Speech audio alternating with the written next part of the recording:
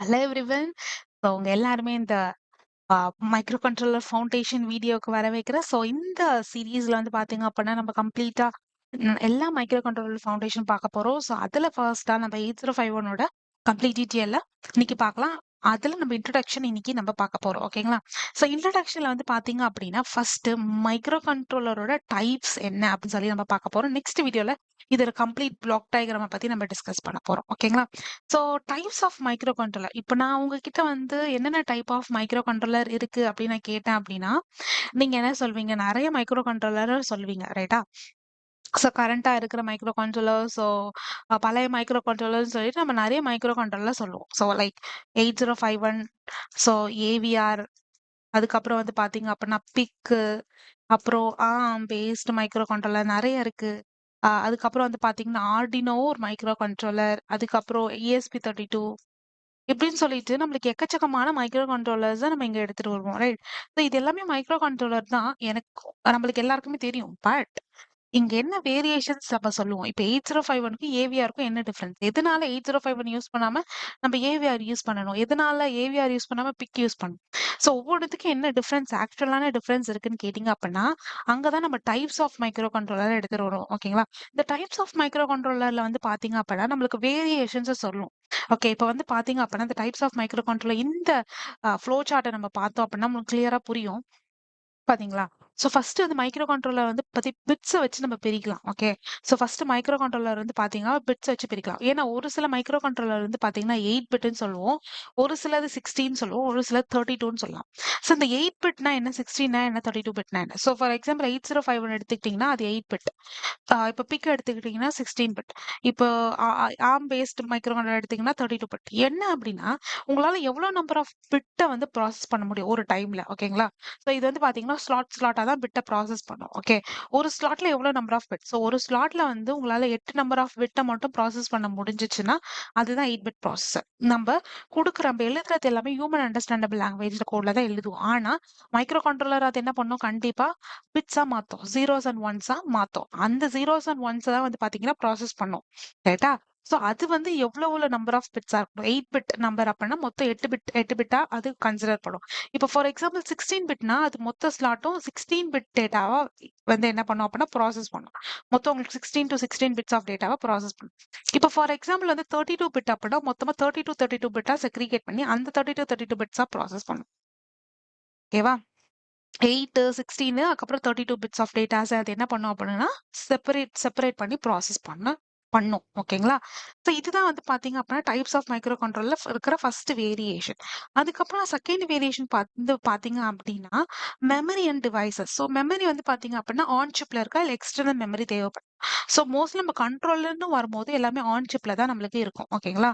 So சிப்ல வந்து பார்த்தீங்கன்னா, நம்மளுக்கு அந்த மெமரீஸ் எல்லாமே இருந்துரும். ஓகே. No problem. இது வந்து செகண்ட் வேரியேஷன். தேர்ட் வேரியேஷன் வந்து பாத்தீங்கன்னா, இது ரொம்ப ரொம்ப முக்கியமானது இன்ஸ்ட்ரக்ஷன் செட்.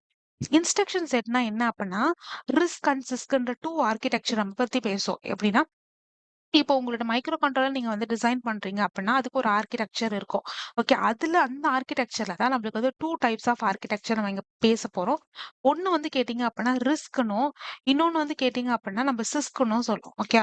இந்த ரிஸ்க்னா என்ன? இந்த சிஸ்க்னா என்னன்னு கேட்டீங்க அப்படின்னா, இந்த ரிஸ்க்னா ரெடியூஸ்ட் இன்ஸ்ட்ரக்ஷன் செட். அப்படின்றது தான் ஃபுல் ஃபார்ம். ஓகேங்களா? Reduced instruction set. ஸ்கிஸ்க் அப்படின்னா வந்து பார்த்தீங்க அப்படின்னா, காம்ப்ளெக்ஸ் இன்ஸ்ட்ரக்ஷன் செட். இந்த பேர்லயே இருக்கு. நம்மளுக்கு எது வந்து காம்ப்ளெக்ஸ், எது வந்து கம்மியானதுன்னு சொல்லிட்டு. இப்ப நீங்க ரெடியூஸ் இன்ஸ்ட்ரக்ஷனுக்கும் சிஸ்குக்கும் டிஃபரன்ஸ் பார்த்தோம் அப்படின்னா, இதால கம்மியான இன்ஸ்ட்ரக்ஷன் செட்ட தான் ப்ராசஸ் பண்ண முடியும். ஓகேங்களா? ஆனா இதால complexity of the instruction process பண்ண முடியும். ஃபார் எக்ஸாம்பிள், நான் ஒரு இன்ஸ்ட்ரக்ஷன் குடுக்குறேன். ஓகேங்களா?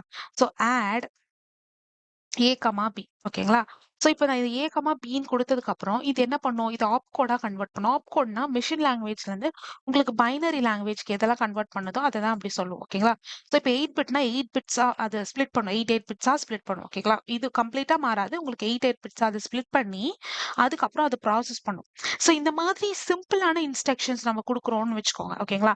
இந்த மாரி சிம்பிளான இன்ஸ்ட்ரக்ஷன், இப்ப நீங்க ஃபார் எக்ஸாம்பிள் உங்களுடைய ஆ வாஷிங் மிஷின், பிரிண்டர் இந்த மாதிரி காமன் எம்பெடெட் சிஸ்டம் பேஸ்டு இதெல்லாம் வரது வந்து பார்த்தீங்க அப்படின்னா, கண்ட்ரோல் ஓரியன்டட் அதெல்லாம் வந்து ஈஸியான டாஸ்க் மட்டும் தான் இருக்கும். ஆன், ஆஃப் இந்த மாதிரி கண்ட்ரோல் பண்றது. ஸோ இந்த மாதிரி சிம்பிளான இன்ஸ்ட்ரக்ஷன் உங்களுக்கு வந்துச்சு அப்படின்னா, இன்ஸ்ட்ரக்ஷன் உங்களுக்கு சிம்பிளா இருக்கு அப்படின்னா, அந்த டைம்ல you can go with this RISC architecture. இந்த ரிஸ்க் ஆர்க்கிடெக்சர் தான் நம்ம போவோம்.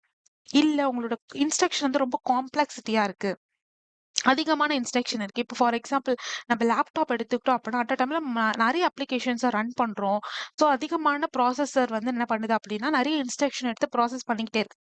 அந்த மாரி சினாரியோல நம்ம எங்க போலாம் அப்படின்னு கேட்டீங்கன்னா, ரிஸ்க் பேஸ்ட் ஆர்க்கிடெக்சர்க்கு நம்ம போலாம். ஓகேங்களா? ஸோ இதுதான் வந்து பார்த்தீங்க அப்படின்னா 2த்துக்கும் உள்ள டிஃபரன்ஸ். First difference. அண்ட் அடுத்து வந்து பார்த்தீங்க அப்படின்னா, ஃபிக்ஸ்டு சைஸ். இதோட ரிஸ்க்ல வந்து பார்த்தீங்க அப்படின்னா, 32 பிட் இப்போ மைக்ரோ கண்ட்ரோலர்லாம் நம்ம எடுத்துக்கிட்டோம்னு வச்சுக்கோங்களேன். இப்போ அதெல்லாம் ஃபிக்ஸ்டா இருக்கும். இப்போ நம்ம வந்து 8051னா 8 பிட்னா 8 பிட் தான் ப்ராசஸ் பண்ண முடியும். 32 பிட்னா 32 பிட் தான் ப்ராசஸ் பண்ண முடியும். ஓகேங்களா? பட் இதுல வந்து பார்த்தீங்கன்னா, சில வேரியேஷன் குடுத்துருப்பாங்க. சிஸ்க்ல உங்களால 16லேருந்து 64 பிட் வரைக்கும் ப்ராசஸ் பண்ண முடியும். இதுலேருந்து இந்த பிட் வரைக்கும் உங்களால ப்ராசஸ் பண்ணிக்கலாம். ஸோ இந்த மாரி வேரியேஷன்ஸ் உங்களுக்கு இருக்கும். Execution speed. Next parameter execution speed அப்படின்னா என்ன அப்படின்னு கேட்டீங்க அப்படின்னா இப்போ எனக்கு வந்து இந்த பிட்டை ப்ராசஸ் பண்ணும் நான் சொல்லிட்டேன் ஒவ்வொரு 8 பிட் 16 பிட் அந்த மாதிரி டிஃப்ரெண்ட் வேரியேஷன்ல பிட்ஸ் இருக்கு ஓகே இப்போ எனக்கு இந்த பிட்டை ப்ராசஸ் பண்ணும் அப்படின்னா நான் என்ன பண்ணும் எனக்கு என்ன தேவை அப்படின்னு கேட்டீங்கன்னா எனக்கு மிஷின் சைக்கிள் தேவை ஓகேங்களா மிஷின் சைக்கிள் அப்படின்னா என்ன அப்படின்னு கேட்டீங்க அப்படின்னா இப்போ நமக்கு வந்து எப்படி வந்து ஒரு ஹியூமன் வாழணும் அப்படின்னா அவனுக்கு ஹார்ட் பீட் எவ்வளவு முக்கியமா இருக்கோ அதே மாதிரி வந்து பாத்தீங்க அப்படின்னா மைக்ரோ கண்ட்ரோலர் வந்து பாத்தீங்க அப்படின்னா உங்களுக்கு டேட்டாவை ப்ராசஸ் பண்ணணும் அப்படின்னா அதுக்கு முக்கியமானது தான் வந்து கேட்டீங்க அப்படின்னா கிளாக் பல்ஸ் ஓகே இந்த கிளாக் பல்ஸ் இருந்தா மட்டும்தான் அதால டேட்டாவை ப்ராசஸ் பண்ண முடியும் ஓகே இதனால தான் இது ரொம்ப முக்கியமான பாராமீட்டரா இங்க இருக்கு ஓகே சோ, இப்ப மைக்ரோ கண்ட்ரோலர்ல எனக்கு வந்து கிளாக் பல்ஸ் இருந்தா மட்டும் தான். அதாவது மைக்ரோ கண்ட்ரோலருக்கு நான் கிளாக் பல்ஸ் குடுத்தா மட்டும் தான் அது என்ன பண்ண முடியும்? அதால ப்ராசஸ் பண்ண இந்த கிளாக் பல்ஸ் யார் ஜெனரேட் பண்றான்னு கேட்டீங்கன்னா, ஆசிலேட்டர். ஓகே. அதுக்கு பேர் நம்ம என்ன சொல்லலாம் அப்படின்னு கேட்டீங்கன்னா, கிறிஸ்டல் ஆசிலேட்டர் அப்படின்னு சொல்றோம். சோ, இந்த ஆசிலேட்டர் மூலியமா தான் வந்து பார்த்தீங்க அப்படின்னா, கிளாக் பல்ஸ் நம்மளுக்கு ஜெனரேட் ஆகுது. சோ, அந்த கிளாக் பல்ஸ எடுத்துக்கிட்டு தான் உங்களுடைய ப்ராசஸர் வந்து பண்ணுது. மைக்ரோ கண்ட்ரோலர்ல உள்ள ப்ராசஸர் வந்து டேட்டா எல்லாத்தையும் ப்ராசஸ் பண்ணுது. ஓகே. இது ஃபைன். ஓகே. நான் முன்னாடியே சொல்லிட்டேன் 8 பிட் அப்படின்னா நம்மளுக்கு 8 பிட் எடுத்துக்கும். ஓகேங்களா? 16னா 16 பிட், 32னா 32 பிட். இப்போ எனக்கு 8 பிட் உள்ள 8 பிட்னா ஒரு இன்ஸ்ட்ரக்ஷன். ஓகேங்களா? இப்போ வந்து நீங்க வந்து 32 பிட்ல பார்த்தீங்க அப்படின்னா, 32 பிட்னா ஒரு இன்ஸ்ட்ரக்ஷன். இப்படின்னு சொல்லிட்டு அத வந்து என்ன பண்ணும் அப்படின்னா, செக்ரிகேட் பண்ணிக்கும். இப்ப எனக்கு ஒரு இன்ஸ்ட்ரக்ஷன ப்ராசஸ் பண்ணணும் அப்படின்னா, எனக்கு 8051ல வந்து பார்த்தீங்கன்னா, ஒரு இன்ஸ்ட்ரக்ஷனுக்கு எனக்கு ஒரு மிஷின் சைக்கிள் தேவைப்படுது. 1ல இருந்து 2 மிஷின் சைக்கிள் தேவைப்படுது. ஸோ மிஷின் சைக்கிள்னா என்ன அப்படின்னா, எவ்வளோ நம்பர் ஆஃப் கிளாக் பல்ஸ் வேணும். ஓகேங்களா? ஸோ ஒரு machine cycle which is equals to 12 clock pulse. ஓகேங்களா?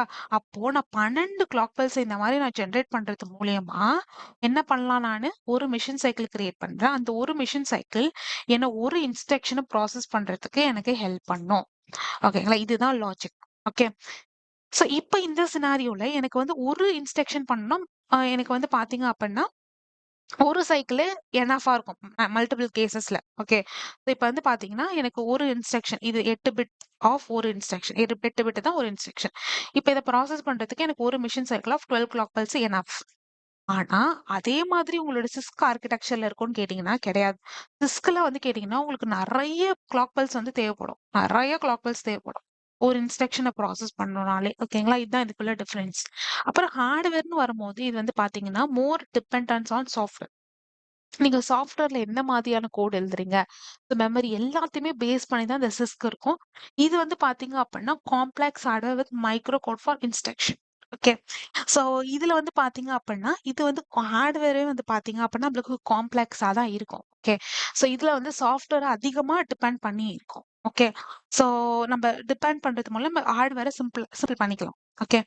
அண்ட் இங்க வந்து இதோட எக்ஸாம்பிள் வந்து பார்த்தீங்க அப்படின்னா, ARM, MIPS, SPARC and RISC இதெல்லாம் வந்து இந்த ப்ராசஸர்லாம் ஓகே. நீங்க ஓப்பன் பண்ணி பார்த்தீங்க அப்படின்னா, இந்த ஆர்ம் அப்புறம் ஸ்பார்க்-சி இந்த மாரி உள்ள ஐ மீன் என்ன சொல்றது? இதெல்லாம் ப்ராசஸர் ஓகே. இந்த ப்ராசஸர்க்குள்ள என்ன யூஸ் பண்ணியிருக்காங்க? RISC based architecture. ஓகே. இதுவே வந்து பார்த்தீங்க அப்பன்னா, நீங்க இன்டெல், ஏஎம்டி இதெல்லாம் வந்து எதுல இருக்கும்? நம்மளோட லேப்டாப்ல இருக்கும். ஓகேங்களா? இந்த இன்டெல், ஏஎம்டில இருக்கிற இதுக்குள்ள இருக்கிறதான ப்ராசஸர் டிஃபரெண்ட். ஓகேங்களா? இதுக்குள்ள இருக்கிற ப்ராசஸர் டிஃபரெண்ட். ஏன்னா இதெல்லாம் சிஸ்க் ஆர்க்கிடெக்சர் கீழ வரும். காம்ப்ளெக்சிட்டி ஆஃப் த டாஸ்க் பண்றதுனால. ஸோ இங்க பார்த்தீங்கனாலே தெரியும். பெர்சனல் கம்ப்யூட்டர், சர்வர்ஸ் இது எல்லாமே சிஸ்க் ஆர்க்கிடெக்சர்ல வரும். பிகாஸ் எல்லாம் காம்ப்ளெக்சிட்டி ஆஃப் டாஸ்க் பண்ணுது. இதுவே நீங்க வந்து பார்த்தீங்கன்னா, ரிஸ்க்ல பார்த்தீங்கன்னா, normal embedded system specific task கூட பண்ணக்கூடியது எல்லாமே. ஸோ உங்களுடைய டிவைஸ் வந்து ஸ்பெசிஃபிக் டாஸ்க் மட்டும் பண்ணுது அப்படின்னா, அது எல்லாமே வந்து என்ன வரும்? ரிஸ்க் ஆர்க்கிடெக்சர்ல கண்டென்ட்ல வரும். ஓகேவா? ஸோ ஃபைனலா சம்மரி என்ன அப்படின்னு கேட்டீங்கன்னா, ரிஸ்க்ன்னு வந்துச்சுன்னா, அது வந்து சிம்பிள் இன்ஸ்ட்ரக்ஷன். ரொம்ப எக்ஸிகியூஷன் நம்மளுக்கு ஃபாஸ்ட்டா இருக்கும். எம்பெடட் சிஸ்டம், மொபைல் டிவைசஸ்ல நம்ம யூஸ் பண்ணிக்கலாம். இதே நீங்க சிஸ்க் பேஸ்ட் ஆர்க்கிடெக்சர் வந்தீங்க அப்படின்னா, காம்ப்ளெக்சிட்டி ஆஃப் த இன்ஸ்ட்ரக்ஷன் எது எதெல்லாம் பண்ணுதோ, லைக் உங்க லேப்டாப், பிசி இது எல்லாமே வந்து பார்த்தீங்க அப்படின்னா, சிஸ்க் பேஸ்ட் ஆர்க்கிடெக்சர்ல வரும். Okay. So next important parameter வந்து பார்த்தீங்க அப்படின்னா, மெமரி ஆர்க்கிடெக்சர். ஓகே. இந்த மெமரி ஆர்க்கிடெக்சர்ல என்ன இருக்கு அப்படின்னு வந்து கேட்டீங்க அப்படின்னா, இப்போ வந்து நம்ம வந்து ஒரு எக்ஸாம்பிள் எடுத்துக்கலாம். உங்க மைக்ரோ கண்ட்ரோலர்ல உங்க ப்ராசஸர் இது வந்து அதர் பெரிஃபரல் எடுத்துக்கலாம். ஓகே. இப்போ இந்த அதர் பெரிஃபரல் தான் வந்து ஏடிசி வச்சுக்கோங்களேன். ஏடிசில என்ன பண்ணும்? நம்ம அனலாக் சிக்னல டிஜிட்டலா மாத்தும். இப்படிதானே நம்ம ஏடிசி பத்தி இன்னும் டீட்டெயிலா பார்க்கலாம். ஓகே. உங்கள அனலாக் டேட்டாவ டிஜிட்டல் சிக்னலா கன்வெர்ட் பண்ணும். இதுதான் அதோட கான்செப்ட்.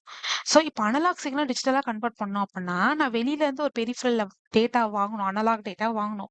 இப்படி அனலாக் டேட்டா ஏதோ ஒரு மாடியூல்ல இருந்து நான் டேட்டா வாங்கினா தான், நான் ப்ராசஸர் கிட்ட குடுக்கணும் இந்த டேட்டாவ. ப்ராசஸர் கிட்ட குடுத்தா, அது அனலாக் டிஜிட்டலா மாத்தி எனக்கு குடுக்கும். ஓகேங்களா? இப்ப வந்து பார்த்தீங்க அப்படின்னா, எனக்கு டேட்டாவ குடுக்கணும், வாங்கணும் இந்த மாதிரி இருக்கு. ஸோ இப்ப நான் பண்றதுக்கு முன்னாடி என்ன அப்படின்னா, இப்ப நீங்க ஏடிசின்னு எடுத்துக்கிட்டீங்க. இப்ப ஏடிசி ப்ராசஸர் கிட்ட பேசணும்னாலும், ப்ராசஸர் ஏடிசி கிட்ட பேசணும்னாலும், முக்கியமான விஷயம் எல்லாத்துக்கும் அட்ரஸ் இருக்கும். இப்ப நீங்க ஏடிசிக்கு எடுத்துக்கிட்டீங்கன்னா, அதுக்கு ஒரு அட்ரஸ் இருக்கும். அந்த மாரி ப்ராசஸருக்கு ஒரு அட்ரஸு, இல்ல ஒவ்வொரு பெரிஃபரலுக்கும் ஒரு அட்ரஸ். இப்ப நீங்க யூஆர்ட் எடுத்துக்கிட்டீங்கன்னா, அதுக்கு ஒரு அட்ரஸ். ஸோ இப்படி இருக்கிறப்போ, ஃபார் எக்ஸாம்பிள் நீங்க ஒரு எக்ஸாம்பிள் எடுத்துக்கோங்க. ஸோ நீங்க வந்து உங்க ஃப்ரெண்ட் வீட்டுக்கு போணும். ஓகேங்களா? ஸோ ஷாலினி இல்ல ஒரு ஒரு எக்ஸாம்பிள் நீங்க யாரோ ஒரு ஃப்ரெண்ட் எடுத்துக்கோங்க. ஓகே. ஸோ ஷாலினின்னு ஒரு பொண்ணு இருக்கா. ஓகே. இவ வந்து பார்த்தீங்க அப்படின்னா, அ அவளோட இன்னொரு ஃப்ரெண்ட் ரேச்சல்ன்னு ஒரு ஃப்ரெண்ட் இருக்கா. ஸோ இவ வீட்டுக்கு அவ போகணும். ஓகே. ஸோ போணும். இவ ரேச்சல் வந்து பார்த்தீங்கன்னா, சென்னையில ஸ்டே பண்ணியிருக்கா. ஓகே. ஸோ இந்த சினாரியோல வந்து பார்த்தீங்கன்னா, ஷாலினி வந்து பெங்களூர்ல இருக்கா.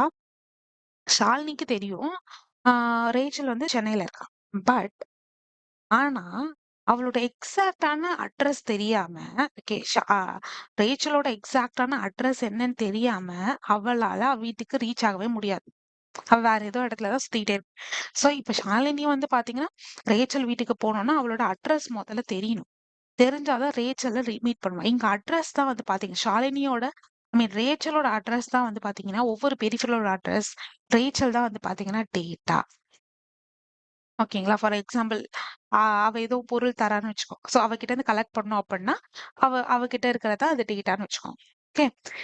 இதே மாதிரி தான் வந்து பார்த்தீங்கன்னா, எல்லா பெரிஃபெரல்கிட்டயும் இருக்கும். இப்ப ப்ராசஸர் வந்து பார்த்தீங்கன்னா, இப்ப ஏடிசி கிட்ட கம்யூனிகேட் பண்ணணும்னா, அதுக்கு ஒரு அட்ரஸ் இருக்கும். ஃபர்ஸ்ட்டு அந்த அட்ரஸ் தெரிஞ்சா தான் அந்த அட்ரஸ்க்குள்ள போயி, அதுகிட்ட டேட்டா குடுக்குறதா, வாங்குறதா அது டிசைட் பண்ணும்.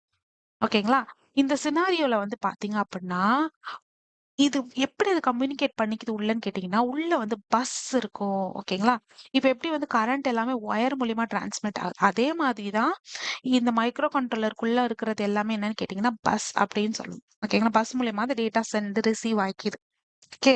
இப்ப இந்த சினாரியோல எனக்கு உங்க டேட்டாவும் வேணும், அட்ரஸும் வேணும். ரைட்டா? இங்க 2 பாராமீட்டர் தேவைப்படுது. நம்மளுக்கு அட்ரஸ் தேவைப்படுது. அதே மாதிரி டேட்டா தேவைப்படுது. ஓகே. சென்டோ, ரிசீவுக்கோ. இப்போ உங்களோட டேட்டாவும், அட்ரஸும் டிஃபரண்டான பஸ் யூஸ் பண்ணி போச்சு. ஓகே. டேட்டாலாம் தனியா ஒரு பஸ்ல போணும். அட்ரஸ்லாம் தனியா ஒரு பஸ் போணும்னா, அதுக்கு பேர் தான் ஹார்ட்வேர் ஆர்க்கிடெக்சர். ஓகேங்களா? இது வந்து டிசைன் பண்ணும்போது இந்த ஆர்க்கிடெக்சர் பேஸ் பண்ணி டிசைன் பண்ணியிருப்பாங்க. ஸோ, இப்போ வந்து ஹார்ட்வேர் ஆர்க்கிடெக்சர் அப்படின்னா, உங்க டேட்டாவும், பஸ்ஸும் தனித்தனியான பஸ்ஸுல போகும். ஓகே. இதே வான் நியூமன் ஆர்க்கிடெக்சர் நீங்க எடுத்துக்கிட்டீங்க அப்படின்னா, உங்களுடைய டேட்டாவும், பஸ்ஸும் ஒரே பஸ்ஸுல போயிரும். ஓகேங்களா? ஸோ நீங்க என்ன பண்ணணும் அப்படின்னு கேட்டீங்கன்னா, டேட்டாவும் இதே பஸ்ல தான் போகும். அட்ரஸும் இதே பஸ்ல தான் போகும். ஓகேங்களா? இதுல பார்த்தீங்க அப்படின்னா, இது வந்து வான் நியூமன் ஆர்க்கிடெக்சர். இதுவே இதுவே நீங்க வந்து ஹார்ட்வேர் ஆர்க்கிடெக்சர் எடுத்துக்கிட்டீங்க அப்படின்னா, டேட்டா தனியாவும், ஓகே. அந்த அட்ரஸ் தனியாவுமே டிராவல் ஆகும். இதுக்கு பேர் தான் வந்து பார்த்தீங்க அப்படின்னா, ஹார்ட்வேர் ஆர்க்கிடெக்சர். ஓகே. இது கிளியரா கைஸ்? ஓகே.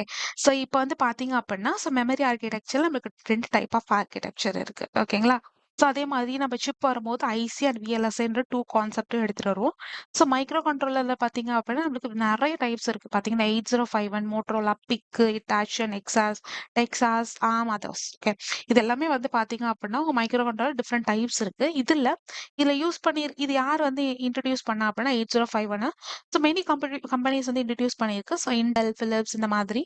ஓகேங்களா? ஸோ இது மாதிரி தான் ஒவ்வொரு மைக்ரோ கண்ட்ரோலருமே டீவியேட் ஆகும். ஓகேங்களா? ஸோ ஒவ்வொருத்தரும் வந்து பார்த்தீங்கன்னா, டிசைன் வேரியேஷன்ல ஒரு டிஃபரெண்டான கஸ்டமைசேஷன் எடுத்துட்டு வந்திருப்பாங்க. ஓகேங்களா? அவங்க பெரிஃபரல்ல, மெமரியில இந்த மாதிரி. ஸோ இப்படிதான் அது வேரி ஆகுது. ஓகே.